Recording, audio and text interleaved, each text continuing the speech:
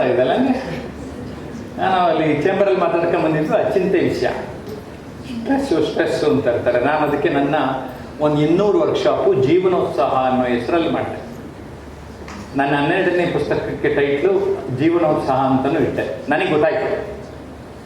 ಹೆಂಗೆ ಗೊತ್ತಾಯಿತು?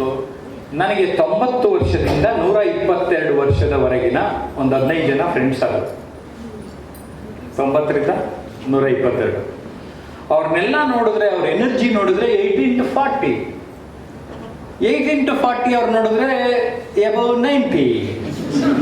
ಯಾಕೆಂದ್ರೆ 90 ಹೊಡ್ಕೊಂಡೆ ಅರ್ಧ.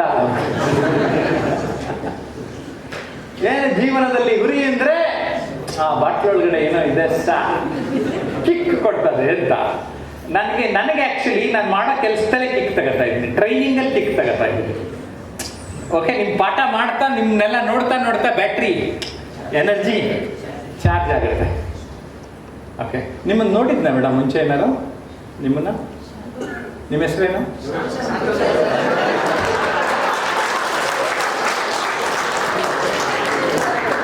ಅವ್ರನ್ನ ನೋಡ್ಬಿಟ್ಟೆ ನಮ್ಮ ಶಾರದಮ್ಮ ಟೀಚರ್ ಇಲ್ಲೇ ಇದ್ರು ಹತ್ರ. ಓ, ನಮ್ಮ ಶಾಂತಮ್ಮ ಸಿಕ್ಬಿಟ್ರು. ಅಲ್ರಿ ಆ ಎಮ್ಮ ಇವ್ರ ಅಷ್ಟನಾಗ ಆ ಶಾಂತಮ್ಮ ಹಿಂಗಲ್ಲಿ ಅದೇನು ಸಾರ್ ಏನು ನಮ್ಮ ಮಾಡೋ ಕೆಲಸ ಸರಿಯಾಗಿ ಮಾಡೋದಾಯ್ತಲ್ಲ.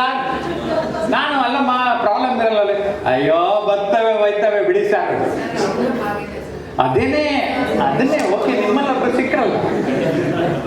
C that's it.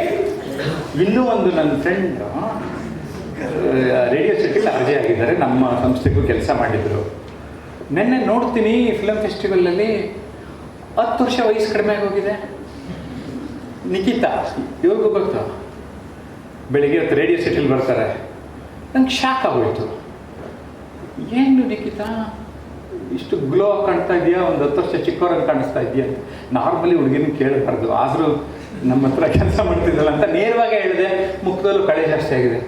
Sir, I have downloaded all bad things, bad memories, everything I left. Sir, that's the reason ಅಂದ್ಬಿಟ್ರು. ನನಗೆ ಆ ನಿಖಿತ 10 ವರ್ಷ ಚಿಕ್ಕವ್ರಂಗೆ ಕಾಣಿಸ್ಬಿಟ್ರು ರೀ. ನೆನ್ನೆ ಸಂಜೆ ಆಗಿದ್ದ ಘಟನೆ ಇದು. ಸೊ ಹರೀಶ್ ರಿಯಲಿ ಶ್ಯೂರ್ ಅಂದೆ. ಎಸ್ ಸರ್, ಸುಮ್ಮನೆ ಅದು ಇದು ಟೆನ್ಷನ್ ನೋಡ್ಕೊಂಡು ಎಲ್ಲ ಬಿಟ್ಟಾಕ್ತೀನಿ ಅಂತ. ನೆನ್ನೆ ನನಗಿನ್ನೂ ಅದೇ ನಿಖಿತಾಗ ಸ್ವಲ್ಪ ಬಲ್ಜಾಗಿ ಒಂಥರ ಹೀಗೆ ಇದ್ರು.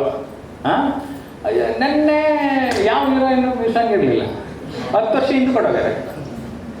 ಸೊ ಜಸ್ಟ್ ಅವ್ರು ಹೇಳಿದ ಮಾತು ಚಿಂತೆ ಬಿಡಾಕ್ತು. ಆ ಜಾಗದಲ್ಲಿ ಏನು ಮಾಡಬೇಕು?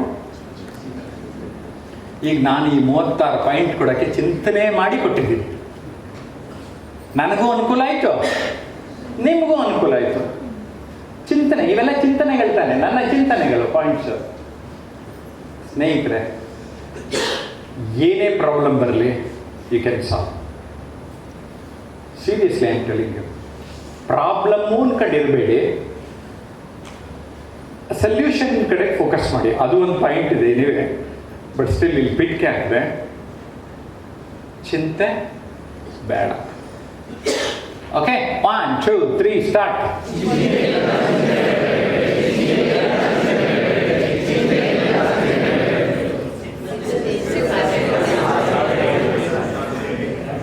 ವಾವ್, ಎಜುಕೇಷನಲ್ ಇನ್ಸ್ಟಿಟ್ಯೂಷನ್ ಕ್ಯಾಂಪಸ್ ಎರಡು ಮಾಡ್ತಿದ್ದ ಪಾಯಿಂಟ್ ಇದು.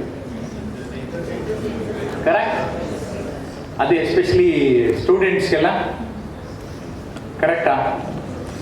ನಾನು ಈ ಪಾಯಿಂಟ್ಸ್ ಮಾಡೋಕ್ಕೆ 3-4 ವರ್ಷ ಸಿದ್ಧತೆ ಮಾಡಿ, ಪ್ಯಾಕೇಜ್ ಮಾಡಿ, ಆ ಪಾಯಿಂಟನ್ನು ಅರ್ಥ ಮಾಡ್ಸೋಕ್ಕೋಸ್ಕರ ಅದ್ರ ಜೊತೆಗೆ ಚಿತ್ರ ಯಾರೋ ಬರ್ಕೊಟ್ಟಾರೆ, ಏನು ಅವ್ರ ಹೆಸರು ಕಾಣಿಸ್ತಾ ಇದೆಯಲ್ಲ.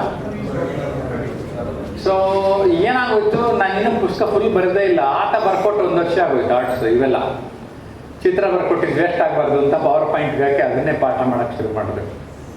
ಚೆನ್ನಾಗಿ ಬರ್ಕೊಟ್ಟಲ್ಲ ಇಲ್ಲ ಚಿತ್ರಗಳು. ಹೀಗೆ ಒಂದೊಂದು ಪುಟ ಆ ಪುಸ್ತಕದಲ್ಲಿ ಬರ್ತಾ ಇದೆ. ಏನಾಗೋಯ್ತು, ನನಗಿನ್ನ ಆರ್ಟಿಸ್ಟ್ ಸ್ಪೀಡ್ ಆಗಿಬಿಟ್ಟು ಬೇಗ ಬರ್ಕೊಟ್ಬಿಟ್ರು ಪಾಯಿಂಟು. ನಾನಿನ್ನೂ ಫುಲ್ಲು ಕಂಟೆಂಟೇ ರೆಡಿ ಮಾಡಿರ್ತಿಲ್ಲ. ಈಗ ಪ್ರಿಂಟ್ಗೆ ಹೋಗಿದೆ. ಓಕೆ, ಅಂದರೆ ನಮ್ಮ ಭಾವನೆ ಏನೋ ಇತ್ತು, ಅದು ನೆಕ್ಸ್ಟ್ ಲೆವೆಲ್ ಸಿದ್ಧತೆ ಮಾಡ್ಕೊಳ್ತಾ ಹೊರಟೆ. ಆರ್ಟಿಸ್ಟು ಎಲ್ಲ ಆರ್ಟು 36 ಪಾಯಿಂಟ್ ಇದ್ದರೂ ಒಳ್ಳೇದು ಅನ್ನಿಸ್ತು. ಆ್ಯಡ್ ಮಾಡ್ತಾರೆ. ಓಕೆ, ಸ್ವೆಟ್ ಆರ್ ಬ್ಲೀಡ್ ಅಂತ ಒಂದು ಮಾತಿದೆ, ಕೇಳಿದ್ದೀರಾ? ಸೈನ್ಯದಲ್ಲಿ ಇದು ಮಾತು ಹೇಳ್ತಾ ಇರುತ್ತೆ, ಈಗ ಚೆನ್ನಾಗಿ ಬೆವರು ಸುರಿಸು, ಆವಾಗ ರಕ್ತ ಸುರಿಸೋ ಅಗತ್ಯ ಬರಲ್ಲ ಅಂತ. ನೀವು ಎಂತೆಂಥ ವಾರಗಳಲ್ಲೂ ನೋಡ್ಕೊಳ್ಳಿ, ಒಬ್ಬೊಬ್ಬ ವ್ಯಕ್ತಿನೇ 45 ಜನ 100 ಜನ ಎಲ್ಲ ಸಾಯಿಸಿದ್ದಾನೆ.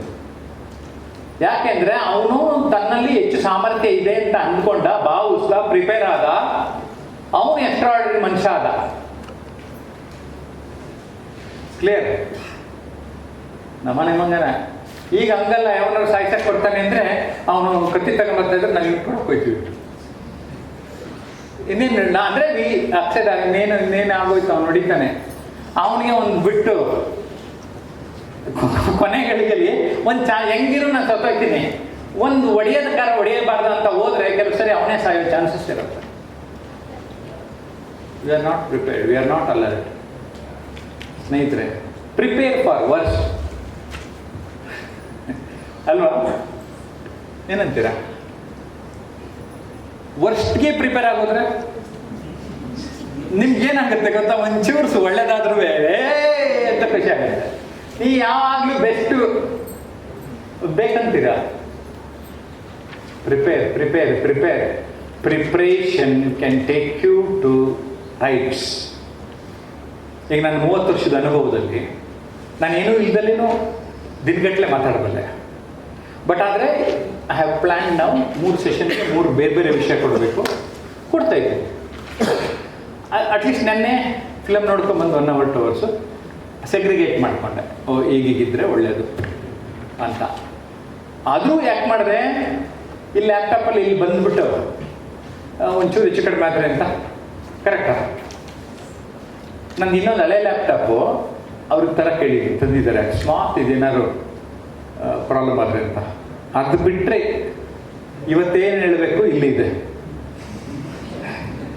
ನಂದು ಹೊಸ ಲ್ಯಾಪ್ಟಾಪು, ಬ್ಯಾಕಪ್ ಲ್ಯಾಪ್ಟಾಪು ಇದು ಆಯಿತು ಅಂದರೆ ಇಲ್ಲೇ ಒಂದು ಲ್ಯಾಪ್ಟಾಪ್ ಕಂಪ್ಯೂಟರ್ ಎತ್ಕೊಂಬಂದು ಫಿಕ್ಸ್ ಮಾಡಿ ಅಂತ ಕೇಳಿಬಿಟ್ಟು I have prepared myself. So madam ಪಾಪ ಬಂದು ಫಸ್ಟೇ ಚೆಕ್ ಮಾಡಿಕೊಂಡ್ರು, ಎಲ್ಲ ಸರಿ ಇದೆ ಸರ್, ಆಡಿಯೋ ಎಲ್ಲ ಕೇಳುತ್ತೆ ಅಂದರು. ಸಮಾಧಾನ. ಬಟ್ ನಾನು ಪ್ರಿಪೇರೇ ಮಾಡಿರಲಿಲ್ಲ ಅಂದರೆ ನಾನು ಮನೆಗೆ ಹೋಗ್ತಾರೆ, ಹತ್ರ ಇರ್ಬೋದು ನನ್ನ ಮನೆ, ಬರೀ 12 ನಿಮಿಷ ಇಲ್ಲಿಗೆ ನನ್ನ ಮನೆ, ಆದರೆ ಹೋಗಿ ಬರೋಕ್ಕಾಗಲ್ಲ. I have prepared myself. Confidence level ಹೆಂಗಿರುತ್ತೆ? ಕಾನ್ಫಿಡೆನ್ಸ್ ಲೆವೆಲ್ ಯಾವಾಗಲೂ ಹೈ ಇರುತ್ತಾ ಇಲ್ವಾ? ನನ್ನ ಅನುಭವದ ಮೇಲೆ ಏನೇ ಮಾತಾಡೋಕ್ಕೆ ಸಾಧ್ಯತೆ ಇದ್ರು ನಮ್ಮ ಪ್ರಿಪ್ರೇಷನ್ ಮಟ್ಟ ನಮ್ಮ ಕಾನ್ಫಿಡೆನ್ಸನ್ನು ಜಾಸ್ತಿ ಮಾಡುತ್ತೆ. ನಿಮ್ಮ ಸಿದ್ಧತೆನೇ ಸಾಧನೆ ಕಡೆಗೆ ತೆಗೆದುಕೊಂಡು ಹೋಗೋದು. 1 2 3 ಸ್ಟಾರ್ಟ್.